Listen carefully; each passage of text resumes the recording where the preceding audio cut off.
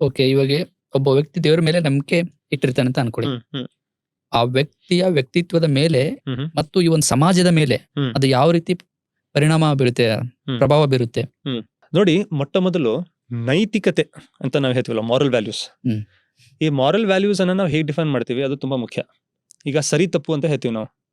ಈಗ ವ್ಯಭಿಚಾರ ಆಗ್ಲಿ, ತಪ್ಪು. ಎಕ್ಸ್ಟ್ರಾ ಮ್ಯಾರಿಟಲ್ ಅಫೇರ್ ಆಗ್ಲಿ, ನಾವು ಹ್ಮ್. ತಪ್ಪು ಅಂತ ಹೇಳ್ತಾ ಇದ್ರೆ ಯಾವ ಬೇಸಿಸ್ ಮೇಲೆ ಹೇಳ್ತಾ ಇದ್ವಿ ತಪ್ಪು ಅಂತ? ಹ್ಮ್. ನೀವು ಎಷ್ಟೋ ಸಮಾಜದಲ್ಲಿ ಎಷ್ಟೋ ಕಡೆಗೆ ನೀವು ಹೋದ್ರೆ ಇದು ಯಾರು ತಪ್ಪು ಅನ್ನೋದಿಲ್ಲ. ಹ್ಮ್. ನಾನು ಸುಮ್ಮನೆ ಏನು ಹೇಳ್ತಾ ಇಲ್ಲ, ಎಲ್ರಿಗೂ ಗೊತ್ತಿರೋ ವಿಷಯನೇ, ಹೌದು. ಹೌದಲ್ವಾ? ಇವತ್ತಿನ ಒಂದೊಂದು ಸಮಾಜದಲ್ಲಿ ನಾವು ಯಾರಿಗೆ ಕಲಿಯುಗ ಅಂತೀವಲ್ವಾ, ಈಗ ಹಾ. ಕಲಿಯುಗ ಯಾಕಂತಾರೆ ಅದಕ್ಕೆ ಇಲ್ಲಿ ನೈತಿಕತೆ ಅನೈತಿಕತೆ ಮಧ್ಯೆ ಏನು ಕ್ಲಿಯರ್ ಕಟ್ ಡೆಫಿನೇಷನ್ ಇಲ್ಲ. ಅದಕ್ಕೆ ಇದು ಕಲಿಯುಗ. ಹ್ಮ್. ಕಲಿಯುಗದ ಎಲ್ಲಕ್ಕಿಂತ ದೊಡ್ಡ ಒಂದು ಸಿಂಪ್ಟಮ್, ಒಂದು ಚಿಹ್ನೆ ಏನಂದ್ರೆ ಇಲ್ಲಿ ಸರಿ ಮತ್ತು ತಪ್ಪು, ಸತ್ಯ ಮತ್ತು ಅಸತ್ಯ, ಹಾ. ಒಳ್ಳೆಯದು ಮತ್ತು ಕೆಟ್ಟಿನ ನಡುವೆ ಏನು ಒಂದು ಡಿಫರೆನ್ಸ್ ಇರಬೇಕಲ್ವಾ, ಕ್ಲಿಯರ್ ಡಿಮಾರ್ಕೇಶನ್ ಇರಬೇಕಲ್ವಾ? ಹಾ. ಅದು ಇಲ್ಲ, ಅದೇನು ಗೋಡೆ ಇರಬೇಕಲ್ವಾ, ಇದು ಸರಿ ಏನಿಲ್ಲ. ಇದು ತಪ್ಪು, ಅದು ಇಲ್ಲ. ಹ್ಮ್. ಎಲ್ಲವೂ ಕೂಡ ಗ್ರೇ ಅಂತಾರೆ ಅದಕ್ಕೆ. There is no black, there is no white, everything is grey ಅಂತ ಹೇಳ್ತಾರೆ ಹ್ಮ್. ಅದಕ್ಕೆ. ಹ್ಮ್. ಹ್ಮ್. ಯಾಕಿದು ಹೇಳ್ತಾ ಇದೀನಿ ಅಂದ್ರೆ, ಸರಿ ಮತ್ತು ತಪ್ಪುಗಳ ನಡುವೆ ವ್ಯತ್ಯಾಸ ನೀವು ತಿಳಿಸ್ಕೊಳ್ಬೇಕು. ಇದು ಸರಿ ಇದು ತಪ್ಪು ಅಂತ ಹೇಳಕ್ಕೆ ಹ್ಮ್. ನಿಮ್ಗೆ ಏನಾದ್ರೂ ಒಂದು ಮಾರಲ್ ಸ್ಟ್ಯಾಂಡರ್ಡ್ ಬೇಕಲ್ವಾ, ಒಂದು ಓ, ತೂಕದ ಕಟ್ಟಿ ಬೇಕಲ್ವಾ. ಈಗ ನೀವು 10 kg ಅಂತ ಹೇಳ್ಬೇಕಂದ್ರೆ ಹ್ಮ್. ಇದಕ್ಕೆ 1 kg ಅಂತ, ಇದಕ್ಕೆ 2 kg ಅಂತ 10 kg, ಅದಕ್ಕೆ ಮೆಜರ್ ಮಾಡುವ ಒಂದು ವೇಟ್ ಬೇಕು ನಿಮ್ಗೆ, ವೇಯಿಂಗ್ ಸ್ಕೇಲ್ ಬೇಕು. ಅಂದ್ರೆ ಇವಾಗ ಒಂದ್ ತಪ್ಪನ್ನ ತಪ್ಪು ಅಂತ ಹೇಳ್ತಾ ಇದೀವಿ ಅಂತಂದ್ರೆ ಅದು ಯಾಕೆ ತಪ್ಪು ಅನ್ನೋದನ್ನ ತಿಳ್ಕೊಬೇಕು. ಹ್ಮ್. ಅದನ್ನ ಅದು ಎಲ್ಲಿಂದಾದ್ರೂ ಬರ್ಬೇಕಲ್ಲ ಇದು ತಪ್ಪು ಅಂತ. ಅದು ಕರೆಕ್ಟ್. ನಿಮ್ಮ ಒಂದು ಸಂವಿಧಾನದಿಂದ ಬರುತ್ತೆ ಅಂತ ತಿಳ್ಕೊಳ್ಳಿ ತಪ್ಪು, ಹ್ಮ್. ಅಥವಾ ಬೇರೆ ಎಲ್ಲಿಂದಾದ್ರೂ ಬರುತ್ತೆ, ಧರ್ಮ ಗ್ರಂಥದಿಂದ ಬರುತ್ತೆ, ಅಥವಾ ಸಮಾಜದಿಂದನೂ ಬರುತ್ತೆ, ಅಥವಾ ನಿಮ್ಮ ಯಾವ್ದನ್ನ ಆಚರಣೆಗಳಿಂದ ರೂಢಿಯಿಂದನೂ ಬರುತ್ತೆ, ಒಟ್ನಲ್ಲಿ ಬರುತ್ತೆ. ಅಂದ್ರೆ ಬರುತ್ತೆ. ಹ್ಮ್. ಆದ್ರೆ ಯಾವುದು ನೈತಿಕ ಅನ್ನೋದನ್ನ ಯಾರು ಸೃಷ್ಟಿ ಮಾಡಿದಾನ ಅವನೇ ಹೇಳ್ಬೇಕಲ್ವಾ? ಹ್ಮ್. ರೈತಲ್ಲ ನನ್ನ ಪ್ರಶ್ನೆ. ಈಗ ಅವ್ನು ನಮ್ಮನ್ನ ಸೃಷ್ಟಿ ಮಾಡಿದಾನೆ, Yes, sir. ನೈತಿಕ ಅನೈತಿಕ ಏನಂದ್ರೆ ಅವನಿಗೆ ಗೊತ್ತು. ಹ್ಮ್. ಬೇರೆ ಯಾರು ಅದು ನೈತಿಕತೆ ಪಾಠ ನಮ್ಗೆ ಕೊಡಕ್ ಸಾಧ್ಯ ಇಲ್ಲ. ಯಾಕಂದ್ರೆ ನಿಮ್ಮ ಪ್ರಕಾರ ವ್ಯಭಿಚಾರ ತಪ್ಪು, ನಾನ್ ಸರಿ ಅಂತ ಹೇಳ್ಬೋದಲ್ವಾ? ಹ್ಮ್. ಎಷ್ಟೋ ಕಂಟ್ರೀಸ್ಗಳಲ್ಲಿ ಹ್ಮ್. ನಾವು ಯಾವ ರೀತಿ ವಿವಾಹ ಸಂಬಂಧವನ್ನು ನೋಡ್ತೀವಲ್ಲ ಆ ರೀತಿ ಅವ್ರು ನೋಡೋದಿಲ್ಲ. ಹ್ಮ್. ತಿಳಿತಾ ಇದ್ರು ನಮ್ಮ Okay. ಒಂದು ಕಲ್ಚರ್ ನಲ್ಲಿ, ನಮ್ಮ ಒಂದು ಸಂಪ್ರದಾಯಗಳಲ್ಲಿ. ಹ್ಮ್. ಮತ್ತೆ ನನಗೆ ಅದ್ರ ಬಗ್ಗೆ ಪೂರ್ವನಿತಿ ಸಮ್ಮತಿಯೂ ಕೂಡ ಇದೆ. ಹ್ಮ್. ನಾವು ಒಂದು ಮಿಲನವನ್ನ ವಿವಾಹದ ಅಂತರ್ಗತವಾಗಿ ನೋಡ್ತೀವಿ, ಓಕೆ. ಅಲ್ಲಿ ಹಾಗಿಲ್ಲ. ಹಾ. ಅದು ಕೂಡ ಇದೆ, ಅದಕ್ಕಿಂತ ಮುಂಚೆ ಕೂಡ ಅದಕ್ಕೆ ಅದು ವಿವಾಹ ಬೇಕು, ಮದ್ವೆ ಬೇಕು ಅಂತ ಏನಿಲ್ಲ. ಹ್ಮ್. ಈಗ ಪ್ರಶ್ನೆ ಏನಂದ್ರೆ, ಇದು ಅನೈತಿಕ ಅಂತ ನೀವು ಹೇಳಿದ್ರೆ ಯಾವ ರೀತಿಯಲ್ಲಿ ಹೇಳ್ತೀರಾ? ಏನ್ ಪುರಾವೆ ಮೇಲೆ ಹೇಳ್ತೀರಾ? ಯಾವ ಬೇಸಿಸ್ ಮೇಲೆ ಹೇಳ್ತೀರಾ? ಹೌದು, ಯಾಕಂದ್ರೆ ಅವ್ರಿಗೆ ಆ correct. ಬೇಸಿಸ್ ಇಲ್ಲ. ಹ್ಮ್. ಅದಕ್ಕಾಗಿ ಸಮಾಜದಲ್ಲಿ ನೈತಿಕತೆ ಇರಬೇಕಂದ್ರೆ ಆ ನೈತಿಕತೆಯ ತಕ್ಕಡಿನ ತೂಗೋರನ್ ಬೇಕಲ್ವಾ? ಅಂದ್ರೆ ಇವಾಗ ಆ ಒಂದು ನೈತಿಕತೆ ಎಲ್ಲಾ ಜನರು ಒಪ್ಪೋ ತರ ಇರುತ್ತೆ ಅದು. ನೋಡಿ, ಜನ ಒಪ್ತಾರೆ ಇಲ್ಲ ಅದು ಬೇರೆ ಮಾತು. ಹ್ಮ್. ಆದ್ರೆ ಆ ಪುರಾವೆ ಜೊತೆಗೆ, ಆ ಸ್ಟ್ಯಾಂಡರ್ಡ್ ಜೊತೆಗೆ ಇದು ನೈತಿಕ ಅನೈತಿಕ ಅಂತ ಹೇಳೋರು ಯಾರಾದ್ರೂ ಬೇಕಲ್ವಾ? ಹ್ಮ್. ಅದಕ್ಕಾಗಿ ನಾವು ಧರ್ಮ ಗ್ರಂಥಗಳನ್ನ ರೆಫರ್ ಮಾಡ್ತಾ ಇದೀವಿ. ಓಕೆ. ಅದಕ್ಕಾಗಿ ನಾವು ಹೇಳ್ತೀವಿ, ದೇವರೇ ನೈತಿಕತೆ ಪಾಠ ನಮಗೆ ಕೊಡ್ತಾನೆ.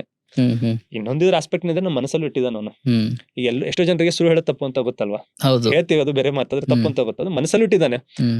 ಅದನ್ನೇ ಗ್ರಂಥಗಳನ್ನು ಕೂಡ ತಿಳಿಸಿದ್ದಾನೆ ನಮಗೆ. ವಿವಿಧ ಜನರ ಜೊತೆ ಸಮಾಜ ಸುಧಾರಕ ಅಂತಾರೆ, ಕೆಲವೊಬ್ಬರು ಅದಕ್ಕೆ ಪ್ರವಾದಿಗಳಂತಾರೆ, ಹ್ಮ್. ಕೆಲವೊಬ್ರು ಏನು ಮಹರ್ಷಿ ಅಂತಾರೆ, ಬೇರೆ ಬೇರೆ ಪದ ಯೂಸ್ ಮಾಡ್ಬೋದು. ಆದ್ರೆ ಅವ್ರ ಮುಖಾಂತರ ನಮ್ಮ ಮನಸ್ಸಿನಲ್ಲಿರೋ ಪಾಠವನ್ನ ಅವ್ರು ಹೇಳಿದ್ದಾರೆ. ಯಾಕಂದ್ರೆ ನಾವು ನಮ್ಮ ಮನಸ್ಸನ್ನ ಸಂಜಾಸ್ಕೊಂಡ್ಬಿಡ್ತೀವಲ್ವಾ? ಹ್ಮ್. ಇರ್ಲಿ ಬಿಡಪ್ಪ, ಸುಳ್ಳು ಹೇಳ್ಬೇಕಾಗತ್ತೆ ಅನ್ಸತ್ತೆ ಅಂತ ಹೇಳ್ತೀವಲ್ಲ ನಾವು. ನಮ್ಮ ಲಂಚ ಕೊಡ್ಬೇಕಾಗತ್ತೆ, ತಗೊಳ್ಬೇಕಾಗತ್ತೆ, ಎಲ್ರು ಕೊಡ್ತಾ ಇದಾರೆ ಅಂತ ಹೇಳ್ತೀವಲ್ವಾ? ಓಕೆ. ಆದ್ರೆ ಧರ್ಮದ ಪಾಠ ಏನ್ ನಮ್ಗೆ ತಿಳಿಸ್ಕೊತ್ತೆ, ಇಲ್ಲ ಇದು ತಪ್ಪು ಅಂದ್ರೆ ತಪ್ಪು ಅಂತ ಹೇಳುತ್ತೆ. ಹ್ಮ್. ನೀವು ಸುಳ್ಳು ಹೇಳೋ ಆಗಿಲ್ಲ ಅಂದ್ರೆ ಸುಳ್ಳು ಹೇಳೋ ಆಗಿಲ್ಲ ಅಂತಾರೆ, ವ್ಯಭಿಚಾರ ಮಾಡೋ ಹಾಗಿಲ್ಲ ಅಂತ, ನೀವು ಏನೋ ರೀಸನ್ ಹೇಳ್ಬಿಟ್ಟು ಎಕ್ಸ್ಕ್ಯೂಸ್ ಕೊಟ್ಬಿಟ್ಟು ಮಾಡೋ ಆಗಿಲ್ಲ ಅಂತ ಧರ್ಮ ಕ್ಲಿಯರ್ ಆಗಿರುತ್ತೆ. ಅದಕ್ಕಾಗಿ ಸಮಾಜದಲ್ಲಿ ನೈತಿಕ ಮೌಲ್ಯಗಳಿರಬೇಕಂದ್ರೆ ಅಲ್ಲಿ ದೇವರಲ್ಲಿ ಇರುವ ನಂಬಿಕೆ ತುಂಬಾ ಅತ್ಯಗತ್ಯ. ಅದಕ್ಕಾಗಿ ನೀವು ಇವತ್ತು ವೆಸ್ಟ್ ನಲ್ಲಿ ಹೋದ್ರೆ ಅವರಲ್ಲಿ ಒಳ್ಳೆ ವಸ್ತುಗಳು, ವಿಷಯಗಳು ತುಂಬಾ ಇದೆ.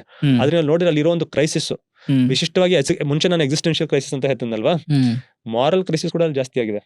ಅದಕ್ಕಾಗಿ ಅಲ್ಲಿ ನಮ್ಮ ತರ ಫ್ಯಾಮಿಲಿ ಸಿಸ್ಟಮ್ ಇಲ್ಲ, ಪರಿವಾರ ಇಲ್ಲ. ಅಲ್ಲಿ ಜನ ಜೀವನ ಮಾಡೋ ಒಂದು ಇದನ್ನೇ ಬೇರೆ ಇದೆ. ಮಿಡ್ ಏಜ್ ನಲ್ಲಿ ಬಂದಾಗ 30-40 ಆಗದ ಅವ್ರೇನ್ ಮಿಡ್ ಲೈಫ್ ಕ್ರೈಸಿಸ್ ನಲ್ಲಿ ಇದು ಆಗುತ್ತೆ. ಅಲ್ಲಿ ತುಂಬಾನೇ ಬೇರೆ ಒಂದು ಪ್ರಾಬ್ಲಮ್ಸ್ ಇವೆ ಅಲ್ಲಿ. ಇದೆಲ್ಲ ಯಾಕೆ ಬಂದಿದೆ? ಅವ್ರಿಗೆ ದುಡ್ಡಿದೆ, ಅವರು ಸಿವಿಲೈಸೇಷನ್ ಒಂದು ತುಂಬಾ ಹೈ ಲೆವೆಲ್ ಇದ್ದಾರೆ, ಅವ್ರ ಸ್ಟ್ಯಾಂಡರ್ಡ್ ಆಫ್ ಲೈಫ್ ತುಂಬಾ ತುಂಬಾ ತುಂಬಾ ಜಾಸ್ತಿ ಆಗಿದೆ, ತುಂಬಾ ಹೆವಿ ಆಗಿದೆ. ಅವ್ರ ರೋಡ್ಗಳು ತುಂಬಾ ಚೆನ್ನಾಗಿ, ನಮ್ಗಿಂತ ಚೆನ್ನಾಗಿದೆ, ಎಲ್ಲ ಚೆನ್ನಾಗಿದೆ. ಅವ್ರು ತಿನ್ನೋ ಊಟ ನಮ್ಗಿಂತ ಬೆಟರ್ ಕ್ವಾಲಿಟಿ ಇದೆ. ಅದೇ ಅವ್ರ ಕ್ವಾಲಿಟಿ ಆಫ್ ಲೈಫ್ ನಮ್ಗಿಂತ ಬೆಟರ್ ಇದೇನೋ ಇಲ್ವೋ ನಾವು ಕ್ಲಿಯರ್ ಆಗಿ ಎಸ್ ಅಂತ ಹೇಳಕ್ಕಾಗಲ್ಲ. ಯಾಕಂದ್ರೆ ಇವೆಲ್ಲವೂ ಪ್ರಾಬ್ಲಮ್ಸ್ ಕೂಡ ಅಲ್ಲಿದೆ. ಯಾಕಂದ್ರೆ ಈಗ ಸಪೋರ್ಟ್ ಸಿಸ್ಟಮ್ ಇಲ್ಲ, ಫ್ಯಾಮಿಲಿ ಇಲ್ಲ, ತಂದೆ ತಾಯಿ ಇಲ್ಲದ, ತಂದೆ ಹೆಸರನ್ನು ತಿಳಿದೇ ಇರುವ ಹಲವಾರು ಮಕ್ಕಳಲ್ಲಿದ್ದಾರೆ. ಅವ್ನು ಯಾಕೆ ಕ್ರೈಸಿಸ್ ಥ್ರೂ ಹೋಗ್ತಾನೆ, ಅವ್ನು ಡಿಪ್ರೆಷನ್ ಥ್ರೂ ಹೋಗ್ತಾನೆ. ನಮ್ಮಲ್ಲಿ ಈ ಪ್ರಾಬ್ಲಮ್ ಬರೋದಿಲ್ಲ. ನಮ್ಮ ಹತ್ರ ಬೇರೆ ಪ್ರಾಬ್ಲಮ್ಸ್ ಇವೆ, ನಾನು ಇಲ್ಲ ಅಂತ ಇಲ್ಲ, ಆದ್ರೆ ಈ ಪ್ರಾಬ್ಲಮ್ ನಮ್ಮ ಹತ್ರ ಬರೋದಿಲ್ಲ. ಯಾಕಂದ್ರೆ ನಮ್ಮಲ್ಲಿ ಸಮಾಜದಲ್ಲಿ ಇದು ಫ್ಯಾಮಿಲಿ, ಪರಿವಾರದ ಒಂದು ಸಿಸ್ಟಮ್ ಇದೆ, ತುಂಬಾ ಸ್ಟ್ರಾಂಗ್ ಆಗಿದೆ. ಯಾಕಂದ್ರೆ ಮೌಲ್ಯಗಳು ನಮಗೆ ಬರೀದು ಆಚರಣೆಯಿಂದ ಬರ್ತಾ ಇಲ್ಲ, ರೂಢಿಯಿಂದ ಬರ್ತಾ ಇಲ್ಲ. ಇದು ಆಕ್ಚುಲಿ ಒಂದು ಧಾರ್ಮಿಕ ಒಂದು ಇದರಿಂದ ಬರ್ತಾ ಇದೆ ನಮಗೆ. ಮನೆ ಅಂತ ಇದೆ, ಓಕೆ.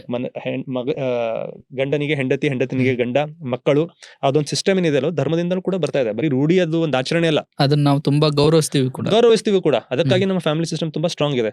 ಇದೆಲ್ಲ ಯಾಕೆ ಹೇಳ್ತಾ ಇದ್ದೇನೆ ಅಂದ್ರೆ, ಮಾರಲ್ ವ್ಯಾಲ್ಯೂಸ್ ನಮ್ ಸ್ಟ್ರಾಂಗ್ ಇರ್ಬೇಕಾದ್ರೆ, ನೈತಿಕ ಮೌಲ್ಯಗಳು ನಮ್ ಸ್ಟ್ರಾಂಗ್ ಇರ್ಬೇಕಾದ್ರೆ, ದೇವರು, ಧರ್ಮ ಇದನ್ನ ತಿಳ್ಕೊಳ್ಳೋದು ತುಂಬಾ ಮುಖ್ಯ. ಅದಿಲ್ಲದೆ ನಾವೆಲ್ಲ ನೋಡಿದ್ರು ಕೂಡ ಮಾರಲ್ ವ್ಯಾಲ್ಯೂಸ್ ನಲ್ಲಿ ಏನಾದ್ರೂ ನಮಗೆ ಮೇಜರ್ ಫ್ಲಾಸ್ ಕಾಣಿಸೇ ಬರುತ್ತೆ. ನೀವು ಯಾವುದೇ ಬೇರೆ ಒಂದು ಸಮಾಜದಲ್ಲಿ ನೋಡಿದ್ರೆ ಅದು ಕ್ಲಿಯರ್ ಆಗಿ ಕಾಣಿಸ್ ಬರುತ್ತೆ.